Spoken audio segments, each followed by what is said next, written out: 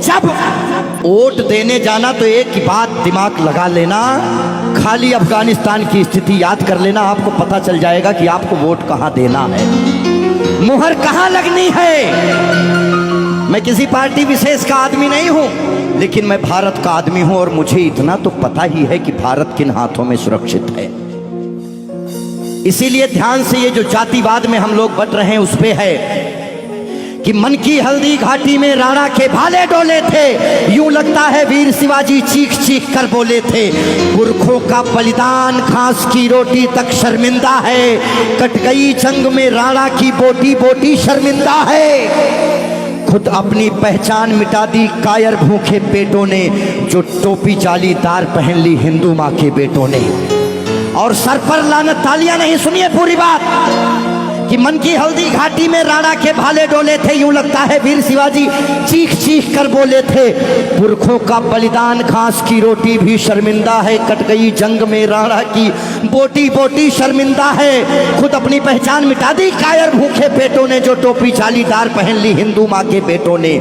Sir पर लानत वाली छत से फिर खुला ठिकाना अच्छा था, टोपी गोल पहनने से तो मर जाना ही अच्छा था।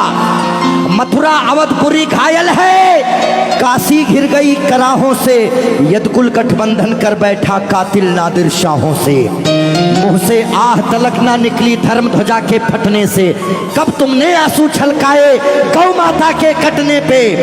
हिंदुस्तान के लोगों जागो, कब तुमने आंसू छलकाए गौ माता के कटने पे। जागे नहीं अगर आज हम, तो ये प्रश्न पीढ़ियां पूछेंगी। हमारे पास दो ही ऑप्शन है, या तो हम अपनी आने वाली पीढ़ियों के लिए चेतावनी बन जाएं या मिसाल बन जाएं। ना हम कश्मीरी पंडितों को भूलेंगे और ना राम भक्तों पे गोलियां चलाने वाले को भूलेंगे। ये वही भारत है, ध्यान रखिएगा, किसी बहकावे में नहीं आना है कि कब तुमने आंसू छलकाए गौ माता के कटने पे। और जागे नहीं अगर हम, तो ये प्रश्न पीढ़ियां पूछेंगी। गन पकड़े हिंदुओं के बेटे और बुरके से लदी बेटियां पूछेंगी, बोलेंगी हे यार पुत्र इतना उद्धार किया होता, खतना करवाने से अच्छा हमको मार दिया होता। और सोते रहो सनातन वालों तुम सत्ता की गोदी में, पर सांस आखिरी तक भगवा की रक्षा हेतु लड़ूंगा मैं। शीश कलम करवा दूंगा पर कलमा नहीं पढ़ूंगा मैं, शीश कलम करवा दूंगा।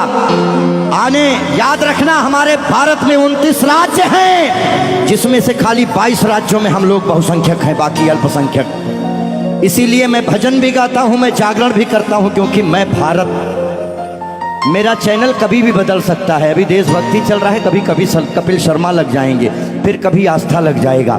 लेकिन एक बात का ध्यान रखना, हमेशा हम आज़ाद कैसे हुए ये बहुत मायने नहीं रखता है, लेकिन हम गुलाम कैसे हुए ये बहुत ज़्यादा मायने रखता है।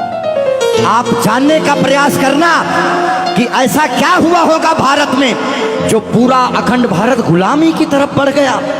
इस देश में जिनको चोर कहना था, जो मुगल भारत को लूटने आए, चाहे वो गजनी रहा हो, चाहे वो औरंगजेब, महान अकबर जिसको जिल्ले इलाही कहा गया, जिल्ले इलाही खुदा की परछाई को कहते हैं। और जो भारत के लोग अकबर को महान बताते हैं, जिल्ले इलाही, शहंशाह अकबर, जिल्ले इलाही खुदा की परछाई को कहता है। ये कौन सा जिल्ले इलाही है जो दिल्ली में महिलाओं की मंडियां लगाता है, महिलाओं की खरीदी फरोश करता है? इतनी काली परछाई कौन से जिल्ले इलाही की हो सकती है? इसीलिए आप अपने हीरोज, अपने बच्चों को बताओ कि ये देश भगत सिंह की वजह से, ये देश जियो तिवारी जनेऊधारी, चंद्रशेखर आजाद, ये देश मंगल पांडे, बुंदेले हर बोलों के मुंह हमने सुनी कहानी थी और खूब लड़ी मर्दानी वो तो। हमारे यहाँ महिलाएं घूंघट करती हैं क्योंकि यहाँ लुटेरे आए भारत में, लूटे, डोलियां लूटे, महिलाओं के साथ दुराचार किए, जिसकी वजह से उन्हें पर्दे में रखा जाने लगा। भारत के लोगों, 2022 का चुनाव आपके सर पे है। मोहर लगाने से पहले सोच लेना कि भारत वाकई में किन हाथों में महफूज है। बाकी आगे आपकी मर्जी। बोलिए भारत माता की।